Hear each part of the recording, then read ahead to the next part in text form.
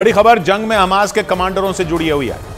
Israel ने दावा किया कि उसकी सेना ने एक दिन में गाजा में हमास के 5 टॉप कमांडरों को मार गिराया, जिसमें खान यूनिस बटालियन का एक कमांडर भी शामिल है। बताया गया कि सेना ने खान यूनिस बटालियन में एंटी टैंक मिसाइल यूनिट के प्रमुख याकूब अशूर के ठिकाने पर ताबड़तोड़ बमबारी की और उसे नेस्त नाबूद कर दिया।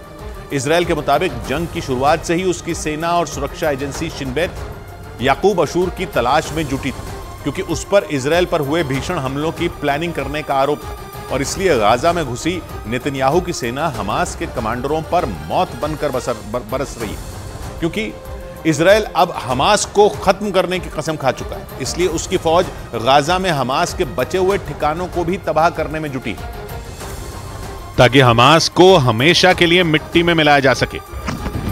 इजराइल की सेना गाजा में सिर्फ उसके लड़ाकों को मौत के घाट नहीं उतार रही है, बल्कि वहां उसके टॉप कमांडरों को फंसाने के लिए अपना जाल बिछा रही है, जिससे कि जंग में इजराइल के खिलाफ हमास की प्लानिंग को फेल किया जा सके। असल में हवाई हमले और ग्राउंड ऑपरेशन कर इजराइल की सेना पहले ही गाजा को पूरी तरह घेरने का दावा कर चुकी है, लेकिन अब वो हमास के दिमाग पर कब्जा करना चाह रही है। इजराइल के खिलाफ की जा रही साजिश को अंजाम देने से पहले ही रोका जा सके, क्योंकि सोची समझी रणनीति के तहत ही हमास इजराइल पर पलटवार कर रहा है। इसलिए हमास को चला रहे टॉप कमांडरों के ठिकाने पर ही इजराइल की फौज लगातार हमले कर रही है। ऐसे में यह माना जा रहा है कि इजराइल ने अगर उसके सभी टॉप कमांडरों को मार गिराया तो उसके लड़ाके जंग में कुछ नहीं कर पाएंगे, जिन्हें इजराइल की सेना चुटकियों में ढेर कर सकती है।